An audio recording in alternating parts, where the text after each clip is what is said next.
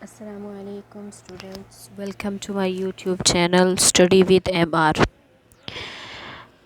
آج کی ویڈیو میں ہم کوسچن نمبر 3 جو ہے وہ ہم سٹارٹ کریں گے اسلامیات لازمی فرسٹ ایئر کی کلاس کا۔ تو کوسچن نمبر جو 3 ہے، اس سے پہلے ہم question number 1 and question number 2 جو ہے وہ ہم ریڈ کر چکے ہیں۔ تو آج ہم کوسچن نمبر 3 جو ہے وہ سٹارٹ کریں گے۔ تو بغیر وقت ضائع کیے چلے شروع کرتے ہیں، لیکن شروع کرنے سے پہلے پلیز میرے چینل کو لائک، سبسکرائب اور شیئر ضرور کر لیجیے گا، اور پریس دی بیل آئیکن کو ضرور دبا دیجیے گا، کیونکہ میری ہر آنے والی ویڈیو آپ تک بآسانی پہنچ سکے۔ تو چلیے سٹارٹ کرتے ہیں۔ آج کا جو ہمارا کوسچن نمبر 3 ہے وہ ہے شرک کسے کہتے ہیں، اور اس کی اقسام کے متعلق آپ کیا جانتے ہیں۔ شرک جو ہے وہ یہ اللہ تعالیٰ کی طرف سے یہ آیت اور قرآن میں بھی لکھا ہوا ہے کہ ان شرک لظلم عظیم، کہ بے شک شرک جو ہے وہ بہت بڑا بھاری ظلم ہے۔ شرک اس چیز کو کہتے ہیں کہ جیسے ہم اللہ تعالیٰ کے سوا اگر کسی اور کو اپنا مانے اور کسی اور کو اپنی ہر حاجت کے لیے پکارنا شروع کر دیں، تو وہ یہ ہے کہ یہ شرک میں شامل ہے، اور یہ بھی ہے کہ ہر طرح کا کوئی بھی جو گناہ ہوگا وہ معاف کر دیا جائے گا، لیکن شرک جو ہے وہ کبھی بھی معاف نہیں ہوگا۔ تو چلیں آج کا بغیر وقت ضائع کیے ہم کوسچن نمبر سٹارٹ کرتے ہیں۔ تو کوسچن نمبر ہے شرک کسے کہتے ہیں اور اس کی اقسام کے متعلق آپ کیا جانتے ہیں۔ شرک عقیدہ توحید انسان کا سب سے پہلا عقیدہ ہے۔ شرک اور اس کی تمام اقسام بعد کی پیداوار ہیں۔ دنیا کا پہلا انسان عقیدہ توحید ہی کا قائل تھا۔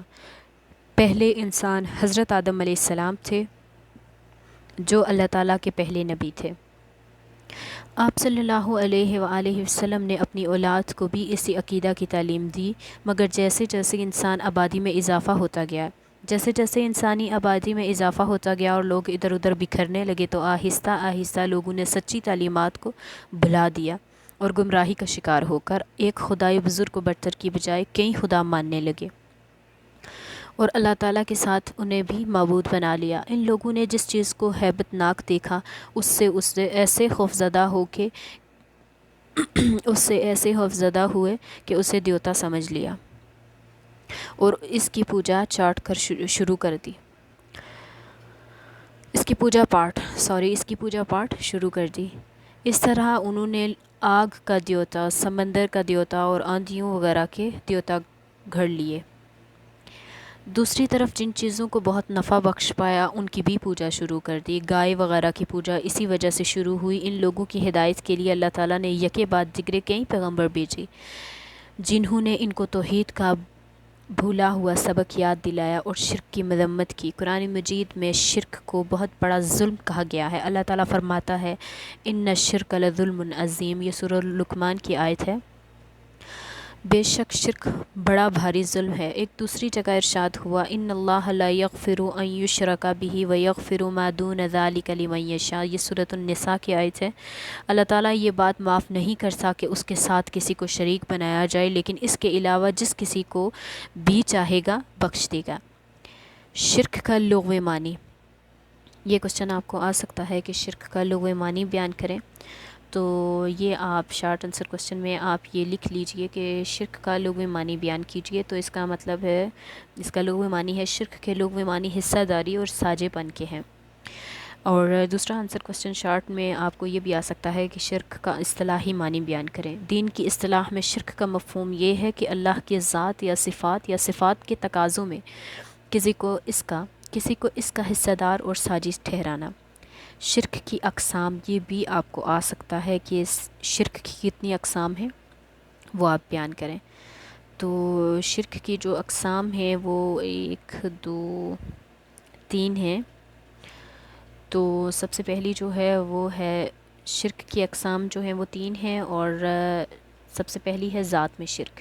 اس کا مفہوم یہ ہے کہ اللہ تعالیٰ کی حقیقت میں کسی دوسرے کو حصہ دار سمجھنا۔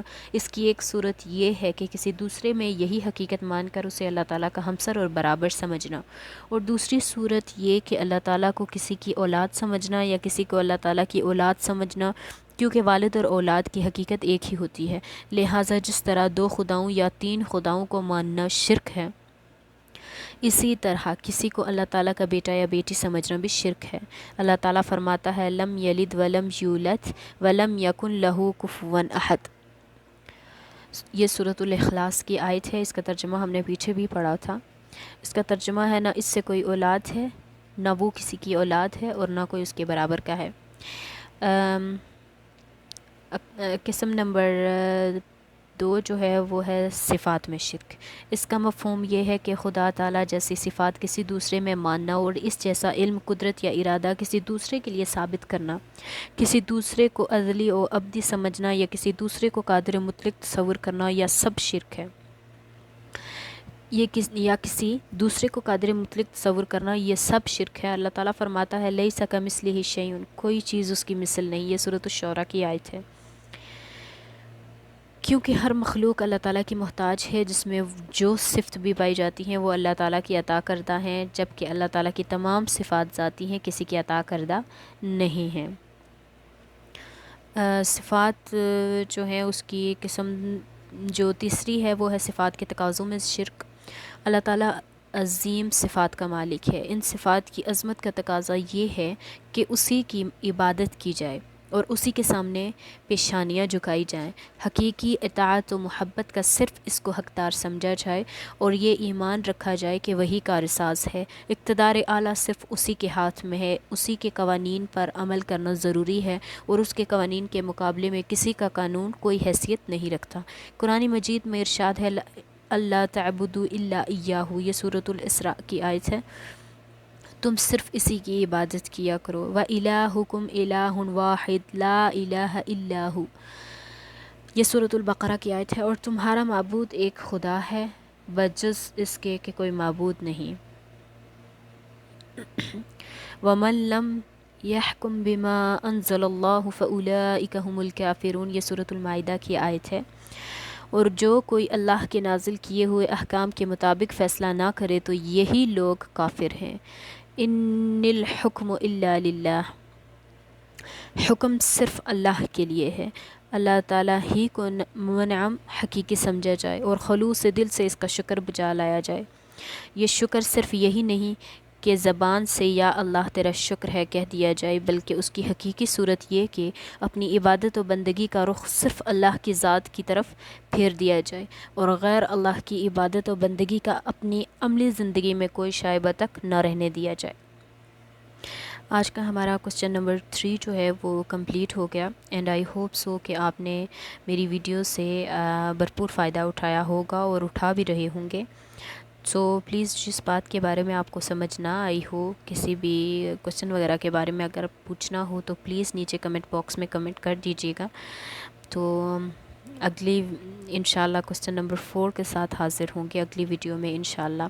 سو پلیز جانے سے پہلے میرے چینل کو سبسکرائب کر دیجیے اور لائک اور شیئر کرنا نہ بھولیے گا۔ تھینک یو، اللہ حافظ۔